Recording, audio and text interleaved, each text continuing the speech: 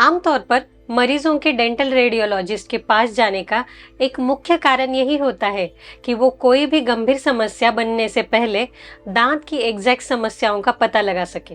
कहने की जरूरत नहीं है कि उन्हें बिना समय बर्बाद किए प्रॉपर प्लान ऑफ एक्शन के साथ इमीडिएट ट्रीटमेंट मिल जाता है, जबकि आपके डेंटिस्ट को भी रूटीन एग्जामिनेशन से सिर्फ कॉमन इश्यूज का ही पता चल सकता है। कुछ संभावित खतरनाक समस्याएं नेकेड आइज को दिखाई नहीं देती है।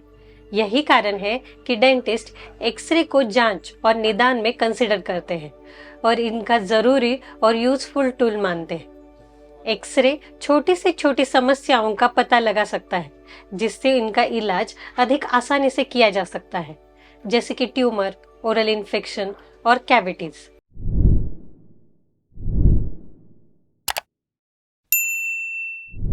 थैंक्स टू डेंटल एक्सरे हम डेंटल प्रॉब्लम से ज्यादा गंभीर होने से पहले ही उनका डायग्नोसिस और ट्रीटमेंट कर सकते हैं। जी हाँ, एक्सरे द्वारा अर्ली डिटेक्शन से आप समस्याओं के बढ़ने से पहले ही ट्रीटमेंट कर सकते हैं। लेकिन X-ray are the form of radiation, ये सोचकर कुछ मरीज डरते हैं और अपनी सेफ्टी पर सवाल उठाते हैं। चलिए आपको डिटेल में समझाती हूँ एक्सरे क्या है।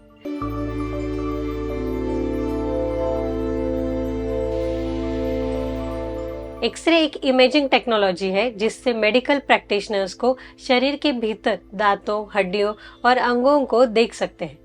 कुल मिलाकर एक्सरे क्विक, पेनलेस और सेफ है, खासकर दांतों, हड्डियों और आंतरिक अंगों की जांच के अन्य तरीकों की तुलना में। इसमें रेडिएशन शरीर के माध्यम से भेजा जाता है और फिल्म प्लेट उन रिजल्ट्स को काले और सफेद रंग में रिकॉर्ड करता है।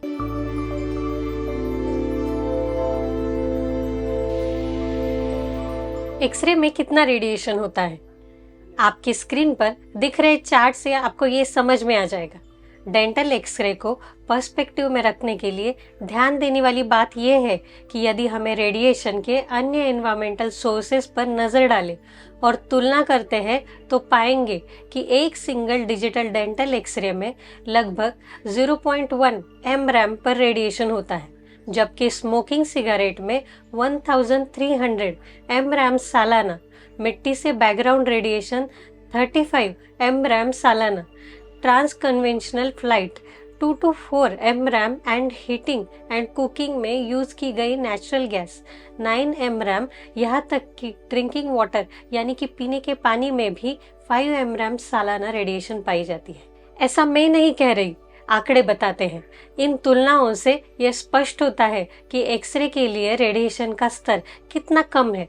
और तो और ये फनी यानी कि हास्यास्पद तुलना के लिए आपको बताना चाहूंगी कि 10 केले खाने से आप उतना ही हाई लेवल के रेडिएशन के संपर्क में आते हैं जितना एक एक्सरे में होता है।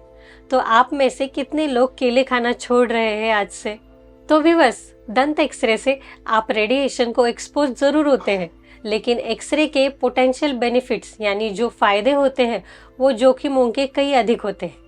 तो एक्सरे से डरना नहीं चाहिए, क्योंकि जहां रेडिएशन का थ्रेट यानी कि खतरा क्लियर होता है तो टेक्नोलॉजी भी एडवांस हो गई है। इसलिए डेंटिस्ट द्वारा अपनाई जाने वाली प्रोटेक्टिव प्रैक्टिसेस भी बढ़ गई है, जिनमें लीड एप्रन, थायराइड प्रोटेक्शन शामिल है।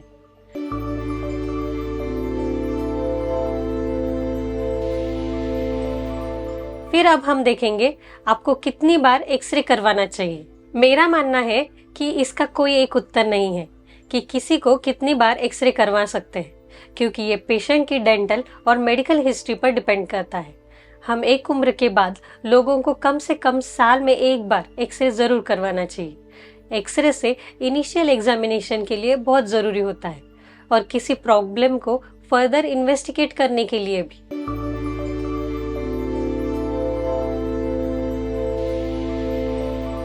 फिर अब हम देखेंगे किसे अधिक एक्सरे की आवश्यकता हो सकती है। आमूमन बच्चों को अधिक एक्सरे करवाने पड़ सकते हैं, क्योंकि उनके जबड़े और दांत तेजी से बढ़ रहे होते हैं। बच्चों के दांत छोटे होते हैं और वे अधिक तेजी से सड़न का शिकार हो सकते हैं।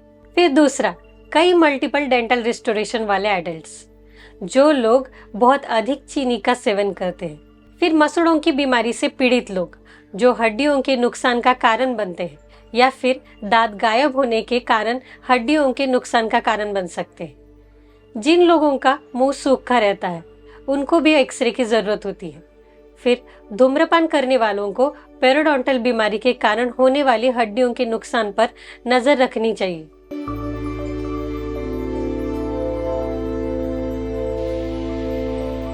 फिर अब हम देखेंगे डेंटल एक्सरे कितने सुरक्षित है।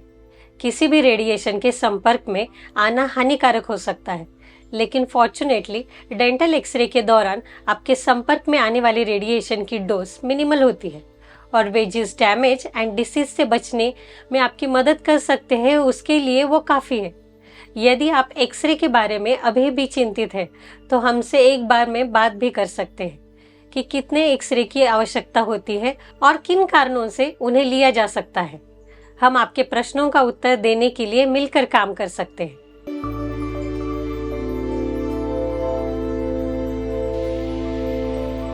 फिर अब हम देखेंगे एक्सरे किससे नहीं करवाना चाहिए। मेरा ये फर्ज बनता है कि मैं आप लोगों को ये बताऊंगी कि किस किस को एक्सरे नहीं करवाना चाहिए। प्रेग्नेंट औरतें, जी हाँ, गर्भवती महिलाओं को बच्चे के जन्म के बाद तक एक्सरे से बचना चाहिए। ये भ्रूण के स्वास्थ्य की रक्षा के लिए है, जो एडल्ट की तुलना में रेडिएशन समस्याओं के प्रति अधिक संवेदनशील होता है। जिस स्पीड से सेलुलर एंड डीएनए लेवल पर फीटस में चेंजेस होते हैं, उस पर एक्सरे से विशेष रूप से खतरा बनता है। लेकिन मैं ये भी कहूंगी कि गर्भावस्था के दौरान स्त्री को नियमित रूप से दांतों की जांच अवश्य करवानी चाहिए। बस ये याद रहे कि आपका दंत चिकित्सक आपकी स्थिति यानी प्रेगनेंसी के बारे में जानता है। दूसरे नंबर पर आते हैं बच्चे। ये एक बहस का विषय है। पूरी तरह से कम्प्लीटली सेफ एक्सपोजर लेवल नहीं होता है और रेडिएशन का एक तरह से पेशेंट के लाइफ टाइम पर क्यूमुलेटिव होता है। बच्चे असुरक्षित हो सकते हैं क्योंकि वे छोटे होते हैं और उनकी कोशिकाएं यानी कि सेल्स तेजी से विभाजित यानी कि डिवाइड होते हैं और ये इंडिविजुअल टू इंडिविजुअल डिफर करता है। इसीलिए अपने डेंटिस्ट से इस पर चर्चा करें और निर्णय लें। तो चलिए मिलते हैं अगले वीडियो में किसी नए टॉपिक के साथ।